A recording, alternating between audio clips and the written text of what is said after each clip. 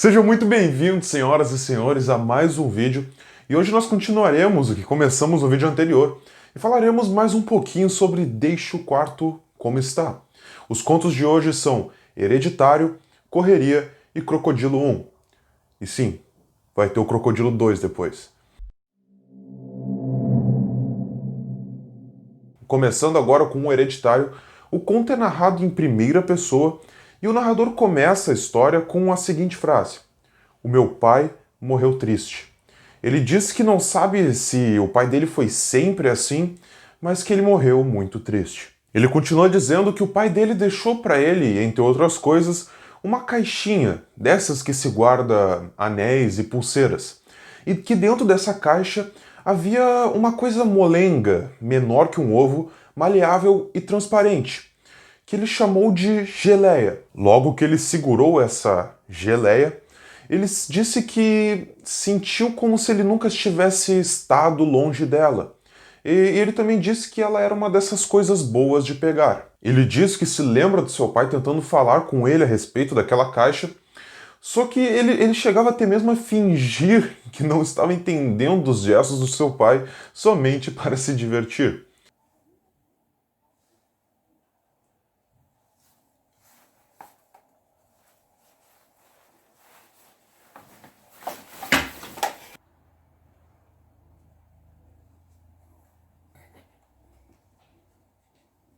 E agora o narrador não conseguia mais se separar dela. Literalmente. O negócio não saía mais. Ele tentou jogar ela, tirar com canivete, tentou botar até fogo, mas nada adiantou. E não é que ele se sentia incomodado com aquilo na mão dele, o problema é que ele tinha vergonha do que as pessoas diriam quando vissem aquilo grudado. Então ele resolveu se isolar no porão da casa. Só ele e a geleia. Ele disse que passava os dias e noites deitado e que era engraçado ouvir as pessoas lá em cima perguntando sobre o paradeiro dele, onde ele estava. Ele nos conta também que depois de um tempo, a afinidade entre ele e a geleia aumentou, tanto que ele não conseguia mais escutar as vozes do andar de cima, nem se ele quisesse. Foi então que ele percebeu que não existia mais vozes na casa. E com isso ele se perguntou: sozinho então? Nesse dia, ele resolveu mostrar a geleia para as outras pessoas. Ele começou com a primeira pessoa que ele encontrou na rua. Perguntou para ela se ela tinha um tempinho e os dois foram para um banco e começaram a conversar. Depois de um tempo, ele percebeu que a pessoa não conseguia ver a geleia em sua mão. Então ele desconversou e se despediu. Depois de mais alguns testes, ele percebeu que ele era a única pessoa que conseguia ver a geleia. E não só via, ele sentia ela muito agarrada a ele. Sim. Eu tenho uma geleia. E aí? E aí? Qual é o problema? Eu vi tu me encarando. Eu vi tu me encarando, meu. E aí? E aí? O que tem? Ei, vai com calma, cara. Não tava te olhando não, pera aí. Foi meu pai que me deu. Eu abri uma caixinha, tava lá esse bagulho, agora não sai mais de mim. Foi meu pai que me deu. Que geleia? Geleca? Que tá falando de geleca, meu? Que geleca? Eu não tô vendo geleca nenhuma, irmão. Oh.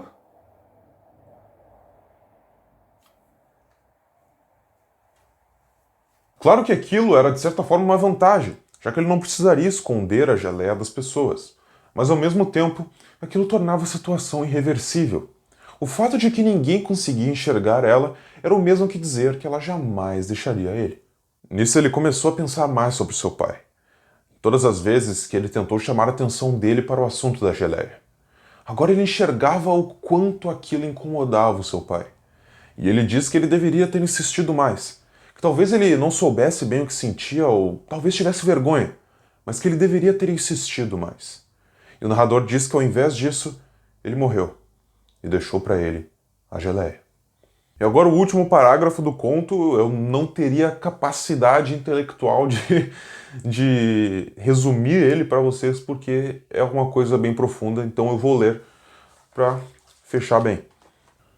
Tenho pena do meu pai por ter morrido tão triste. Mas não há mais nada a fazer. Se alguma coisa contra a qual não se pode fazer nada é a morte, não é? Eu estou vivendo. A geleia já não se gruda mais em minhas mãos, ou nos braços, ou no meu rosto, como no começo. Ela está em mim. Simplesmente ela está. Sinto-a quando respiro, ou falo, ou durmo. Se me incomoda? Não vou dizer que não. Tem tempos em que chega até a me doer. uma dor morna por dentro, dá uma vontade horrível de fazer uma besteira. Mas eu sei que ninguém ia me entender. Eu diria, é a geleia, e era bem capaz de rirem da minha cara. Eu nem poderia dizer, vejam então, seus idiotas, aqui está ela. Aí percebo que não tenho muito a fazer e vou me acalmando. Respiro fundo, digo para mim mesmo, é a geleia, e a coisa vai passando. A história contada em primeira pessoa começa com o seguinte trecho. O crocodilo entrou no meu quarto mansamente, com passos arrastados que deixaram a ponta do tapete virada. Ele subiu no meu colchão onde eu estava deitado, se aninhou junto dos meus pés e ficou me olhando. O narrador pensa que tá enlouquecendo. Puta que pariu, meu irmão, crocodilo no meu quarto. O narrador pensa que tá enlouquecendo. Então ele espicha a ponta do seu pé e toca onde seria a barriga do crocodilo, sentindo aquela pele fria e grossa. Então o crocodilo dá um movimento brusco para trás, como se estivesse se defendendo de uma cócega, e dá aquele sorriso maroto para o narrador. Ele diz que sempre soube que acabaria louco, mas ele nunca imaginou que a loucura chegaria mansamente na forma de um crocodilo. Ele sempre achou que ele acabaria tendo crises de histeria ou coisas do tipo. Mas o que ele acertou foi que a loucura viria no calor. Teria de ser sobre um calor como estava fazendo nas últimas semanas. Esse calor que atirou ele sobre o colchão e deixou ele sem forças para fazer mais nada além de olhar para o teto e sentir asco do seu corpo melado de suor. Devia fazer uns 5 dias que o narrador estava ali deitado, sentindo nojo de si mesmo, levantando somente para encostar suas costas na parede e sentir algum alívio do calor. Quando o crocodilo entrou, ele estava olhando para o teto, pensando em levantar para encostar suas costas na parede. Ele descreve os olhos do crocodilo como 2 bolhas opacas e tristes, que transmitiam para ele algo bom, uma impressão que ele definiu como mimosa. O narrador acabou aceitando a presença do crocodilo, mas aí, de repente ele começou a sentir mais calor do que o normal e se lembrou de que ele só não foi encostar as costas na parede por causa da chegada do crocodilo. Então ele disse, opa, que é isso? E deu um chute com raiva na barriga do crocodilo. Então tu chuta um crocodilo. O que acontece? Hein? Diz aí o que acontece quando tu chuta um crocodilo. Exatamente, ele começou a chorar. O bichinho começou a chorar, coitado do crocodilo. E aí o narrador percebeu que, desde o início, mesmo quando o crocodilo sorria, ele represava uma enorme quantidade de choro nos olhos. E ele percebeu que, enquanto o crocodilo chorava, parecia que ele agradecia o narrador pelo pontapé que liberou aquela choradeira toda. Disso ele não gostou.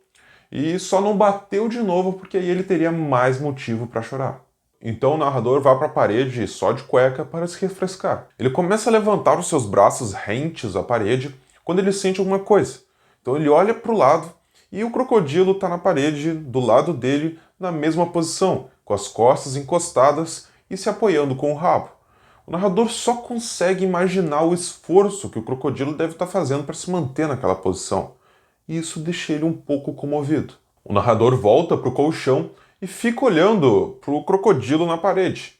Depois vira para o lado e dorme. Quando ele acorda, o crocodilo está nele, irmão! O crocodilo está nele, irmão! Quando ele acorda, o crocodilo está nele. E talvez seja por isso que ele dormiu tanto, porque a pele do crocodilo em contato com as costas dele gerava uma sensação muito refrescante. Havia o som da respiração do crocodilo, claro, mas aquilo não era nada comparado à sensação que ele sentia. Ele levantou e notou que o peso não era excessivo. O único inconveniente eram as mãozinhas do crocodilo que feriam de leve o ombro dele. Ele dormiu de novo e acordou com o interfone tocando. Já que insistiram, ele falou, estão chamando no interfone. E o crocodilo foi atender. O crocodilo disse que era para ele e voltou para as costas dele. Era o zelador, dizendo que ele não pagou o aluguel de novo e que tinha que ir embora. Ele disse que já estava descendo e pensou que agora que estava louco, não precisava mais de casa. Em resposta, o crocodilo disse, tem razão. O quarto dele só tinha o colchão e o tapete com a ponta virada pelo crocodilo. Ele pega o colchão e deixa o resto como está. Ele deixa o quarto como está. Então ele abre a porta e dá de cara com o zelador, que fica meio atrapalhado ao ver o crocodilo. Já na rua, só 2 coisas incomodavam o narrador. Uma era o peso do colchão e a outra as mãozinhas do crocodilo que feriam seus ombros. O colchão ele deixou na rua, pensando: se um louco não precisa de casa, também não precisa de colchão. E para isso, o crocodilo disse outro: tem razão. Quanto aos ombros, o narrador passou num camelô e pediu 2 cintos. Um ele amarrou em volta da cintura e outro na altura do peito, para aliviar o peso do crocodilo. Ele disse para o camelô que não podia pagar, e ele relutou um pouco, mas acabou cedendo e dando os cintos de graça para o narrador. E em seguida ele acrescentou: meu pai tinha um problema desses, só que era um macaco. O narrador não quis perguntar que raio de macaco que ele estava falando, mas ficou muito agradecido por seus ombros não estarem mais sendo castigados. E antes de ir embora, o narrador percebe que o camelô também tinha alguma coisa nas costas, um volume sob a jaqueta. Nisso ele começou a observar que muitos homens e mulheres que passavam carregavam gatos ou cachorros nas costas, algumas vezes uma pomba, outras vezes somente um pequeno volume sob a roupa. Ele pensava: agora que estou louco, estou vendo coisas. E aí que ele lembrava que ele carregava um crocodilo nas costas, porque o crocodilo não se aguentava e soltava aquela risada rouca, dizendo: tem razão.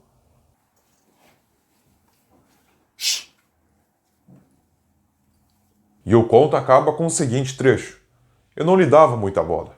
Aliás, além de reconhecer o bem-estar que ele me transmitia, nunca lhe dei bola.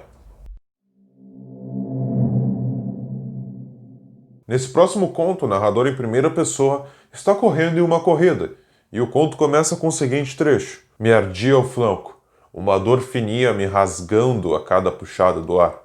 Já nem mais sentia as pernas, mas seguia correndo e achava que ia morrer. Vou morrer, Zezinho, preciso parar, eu disse sem olhar para o lado, porque só o que eu enxergava era uma coisa sem fim à minha frente. O Zezinho responde para ele deixar de besteira e se concentrar na corrida. E o narrador percebe que não havia nenhum cansaço na voz dele. E o narrador nos diz que ele não queria pensar no que faltava e por isso se irrita muito quando o Zezinho diz: não pensa no que falta que é pior. O narrador só não manda ele a merda porque ele estava muito cansado. Nisso ele escutou um vamos lá, campeão. Era o Gordo Soares que chegava pelo lado.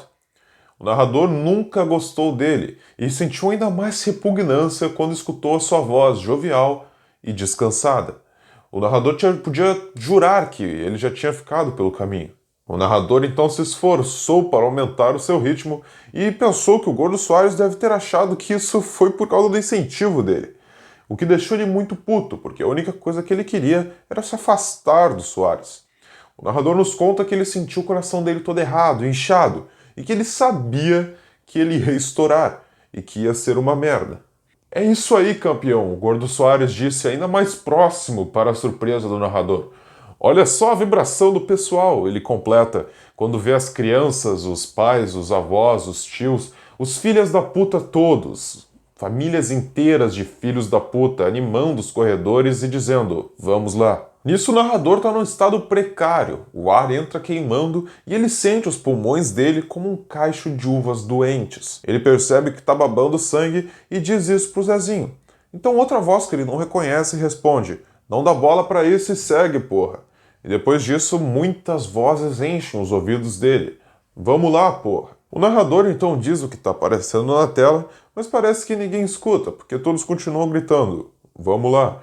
E nem mesmo o narrador conseguia escutar o que ele dizia, porque os ouvidos dele estavam cheios daquele vamos lá, como se todos estivessem na cabeça dele. Então ele meio que se entrega e começa a acelerar. Ele queria se arrebentar o quanto antes, cair ali mortinho. À medida que ele acelerava, o pessoal ia à loucura, mas ele não estava nem aí. O que ele queria mesmo era se arrebentar. Em seguida ele pensou: é agora que me estrebucho. E o Zezinho disse: se estrebucha nada. E sim, aparentemente o Zezinho respondeu um pensamento do narrador.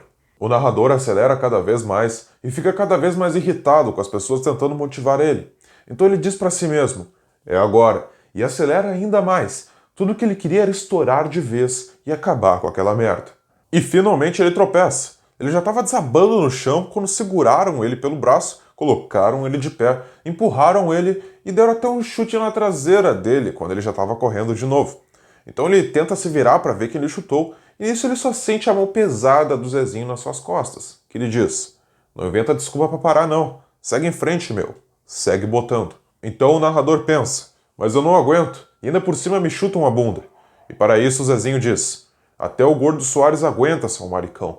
E completa como se falasse consigo, só te chutando a bunda mesmo. Senhoras e senhores, esse foi o segundo vídeo de Deixa o Quarto Como Está. Se tu gostou, se eu te ajudei em algum momento, ou de repente te fiz rir, deixa o like maroto aí, vai me deixar muito feliz. E se inscreve no canal, né? Também não se esqueça de mandar esse vídeo para alguém que tu sabe que vai fazer o próximo vestibular. Muito obrigado por assistir, bons estudos e até a próxima leitura. Valeu, macaco, filha da puta! Espera.